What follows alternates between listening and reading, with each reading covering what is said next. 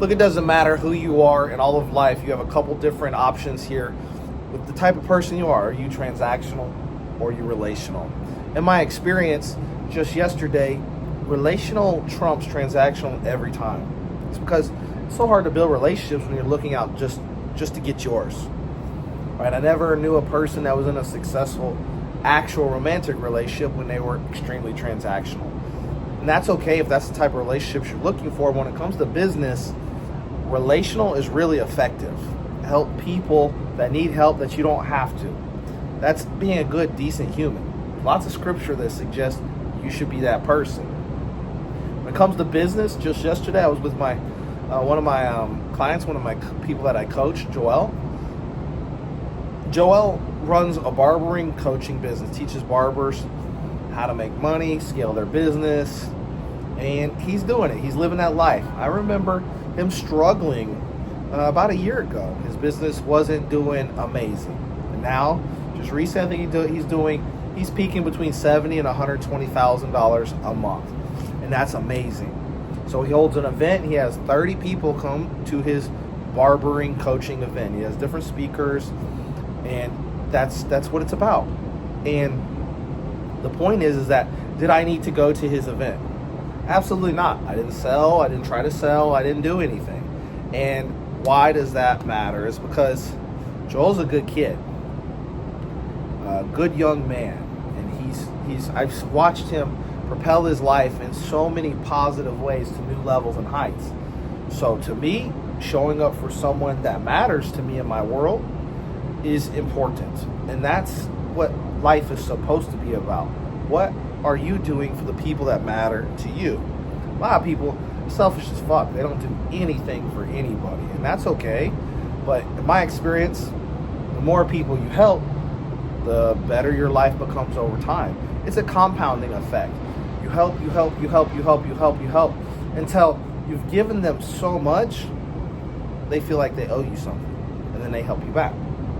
When it comes to content creation and businesses and online businesses and coaching, I want you to think of how many people you've helped. Most people don't buy something unless they've been exposed to 7 hours of content. 7 hours. Most creators don't have 7 hours of content in their whole platform. So it now makes sense why you're struggling to get sales. When you need that sale, you're like, sell. It becomes a challenge because that's what's driving you. It's the money. When you do something for the money, it's extremely transactional and very narrow to fulfillment. It's not purpose to chase money. It's not, because the second you get it, like, that material thing that you really want, the second you get it, like, Like, I thought I'd be like a big baller and like all the sales would roll in. I bought 3 Rolexes. I got a little bit of sales, but it didn't really do anything. Now, did it make me feel like a boss? Motherfucker did. And the feeling like a boss is what helps you turn it up. It wasn't the thing. It was the feeling behind the thing. Like, I felt like I'd leveled up, so I was a motherfucking man. And that's normal. It's like that momentum, that ego, that high vibration. All those things elevate into how you step up to your relationships and how you tell the conversation, how you drive the conversation in a positive way. If you show up to a sales thing and you're all passive and timid, like, oh, like, are you ready to buy? You ready to lock in? Like, the fuck? It's not confidence. Like, hey, look, man, here's the deal. Like, we can help build your brand. It doesn't matter what you're doing. Personal brand is where it's at. Look at my client, so-and-so, so-and-so, so-and-so, so-and-so. They're crushing it. What is it that we can do for you? And I just wait. Like, oh, I want to do that. I'm like, locked in. All right, I'm going to pass you over that payment. Here it is. I was like, we don't work with anybody for less than 6 months. I was like, I'm going to send you that payment link. Lock in. If you don't lock in, it's not the product for you. I was like, this is massive skill here. Send them the payment link. They lock in. Boom. The sales. They believe in your product. They can't afford it. Work them through the Affirm process. But, like, pay later. Klarna, Affirm, whatever it is that you use. Like, get them into something. But that's the process. It's confidence. So it wasn't the things that was driving me. It was the confidence in my business. Everybody thinks when they get the thing that they're going to level up, unless it's something extremely rare that just massively brings marketing eyeballs to you. Like if you owned a Pagani or a Bugatti and it was a bright color, no matter where you go, that thing's just rolling free marketing. It's essentially like having a giant sign on the side of your vehicle with your face on it. It's marketing. Absent that, the car, there's going to be no car that's going to get you attention. I have never in my life gotten laid because of the vehicle I drove. Did it maybe support the process of dating? Maybe. But it's the man that can get those things that the girls want. They want the resources behind the man that can afford to drive an exotic car. They don't give a fuck if you're sitting in the exotic car. They don't care. It looks good and it shows good on their fucking Instagram, but they don't give a fuck about the car. They give about the motherfucker that can have that car and then pay their bills, send off their children into college without a blink. That's what women really want. They want to live in a penthouse on the 86th floor of a building, overlooking the ocean, wake up buck ass naked, and just walk in front of that window and be like, oh man, that's a beautiful view. That's what they want. They don't want to like be down. No one dreams that they want to be down on the street in a little fucking 600 square foot flat studio, like struggling to like put food on the table. That's not the dream life of anybody. I don't have that dream life. I'm okay to live in it. If that's where you're living, I don't judge. That's fine. I've been broke, poor, the poorest of poor in my life. So if that's where you're at, that's where you're at. I could care less. The point is that relationships are built off of relational transactions, relational situations. If you apply those relational situations, community building, offer value, develop a community and a relationship, business is easier. It's so much easier when people love you. If people hate you, it's hard to do business. Maybe they need that. Certain personalities might need that. But so few, what works better is if the world likes you. I'm not saying change for the world, but if you're a likable person, charismatic person, you understand the sales process, people like you. They're like, oh, you're a solid dude. He shows up every time. He gets it done no matter what.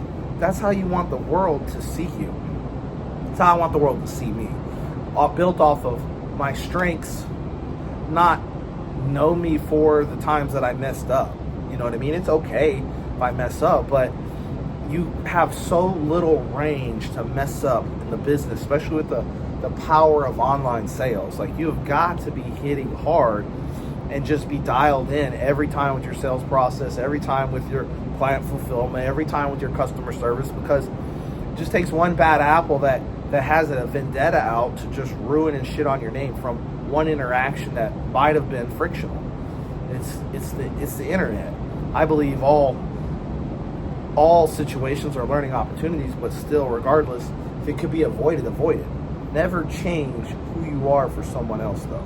Don't change your messaging, your tone, the way you make your content for your clientele. No, you are who you are based on your morals, your character, etc.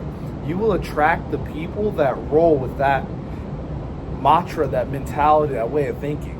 If you are disconnected from who you are and your clientele, you've created this character, and your clientele are latched onto that character. That character's too far away from your personality. It can't be maintained.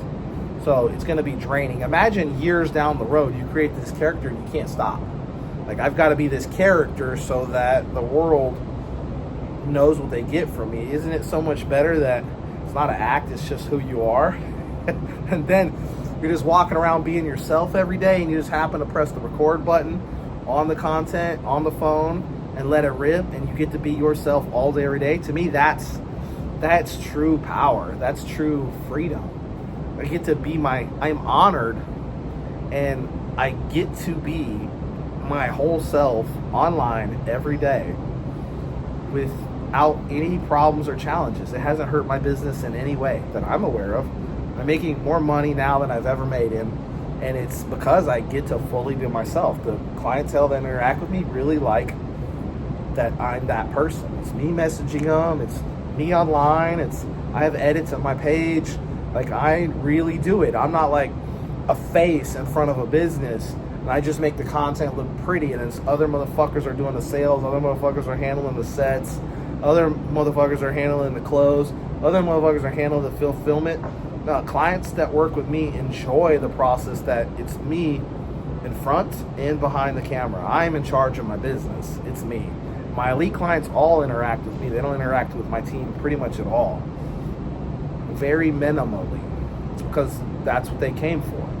The level of service that I can provide. Now, the team is very supportive and they're very talented. I'm not taking anything away from the team, but when you build a personal brand, people want to work with you. So it's a double-edged sword, obviously, as a creator and a business owner, but I pride myself in being the person behind the brand and in front of the brand. And they get to work with me and I get to work with them, and it's a relationship. And I'm just letting you guys know what's my 2 cents on leadership and are you a transactional or relational type of person, and what really worked better for my life. Business people tend to be highly transactional, but in the game of social media, it would help a lot of people to be highly relational. You can build a community, you can do anything with a strong community. That community trusts you, they'll buy anything from you. You could pivot into fucking socks or anything. I mean, look at Jake Paul.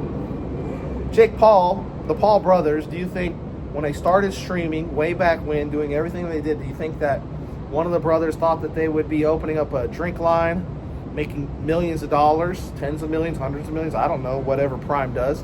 And do you think the other brother thought he would be boxing some of the biggest names in the industry ever as a person that's never been on a fight card? You know, he's not ranked. How is that even possible? The realm of social media, that's now possible.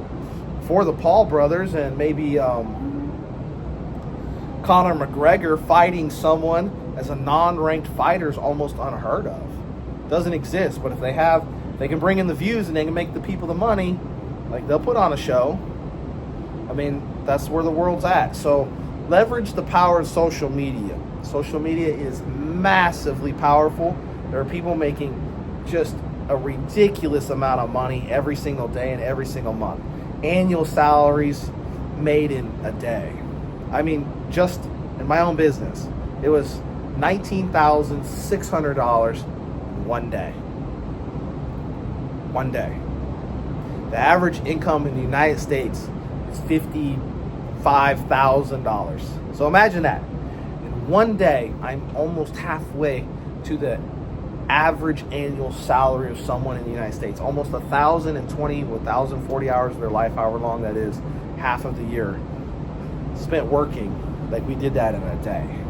Now, it's compounding interest. I have a team, right? And there's lots of labor happening under my leadership, but I mean, I have 6-7 employees, but still, it's one day. That's crazy. Now, it'd be really beautiful if Clinton could figure out how to do that every day. But I think that's what drives the entrepreneurship, is that upside. There's times where I make no dollars in a day and it pisses me off. Well, actually, recently, I've had no days where I've made $0. We're making some kind of dollars every day. It's not impressive, but it's something, right? My goal is to get that number up to reliably make my goal. My goal. I would like to see some big numbers up on the board, just because that's my challenge as an entrepreneur. I've got to figure out how to get my business into that first 100K month, that first million month, the first multi-million month. Like, that's important as an entrepreneur. You got to figure out how to scale into it. It's not easy. It's really hard, but that's important and that's necessary for the growth of the business. If you can't do that, then life sucks for you. That's not a great entrepreneur. You've capped. I don't want to cap. I actually never want to cap in my life. The moment I get tired of this business, I'm going to exit the business and start a new one that's more interesting. Because if I've learned all the steps across that, why can't I repeat that at scale everywhere? In reality, with an online business, the likelihood that you can repeat the process of making money online at scale across multiple styles of businesses is almost guaranteed. because the skill set required for every facet is the same. You still need reach, right? You still need traffic to your page. You still need eyeballs. How do I get eyeballs? And I still need a sales process, a sales funnel to get them in and out of a product some way, shape, or form. And then I need fulfillment. There's lots of other parts of the business, but these are the primary ones to me. Sales, marketing, and then fulfillment. Ads, sales, marketing, they're all like intertwined and connected. Ads, marketing are like at the front. And then that sales process is right after, then get them into fulfillment, then refine over time. That's what I chase, is how do I get better at this? I'm a margins and a number guy, statistics and a systems person. So I love it when I piece it together and I just hit it and it seems easy. I'm like, oh God, that was easy. The next day, like the sky's falling apart. Like, why do I have all these fucking problems the day after a big win, right? Electrical box problems in my house, life problems, romance problems, drama.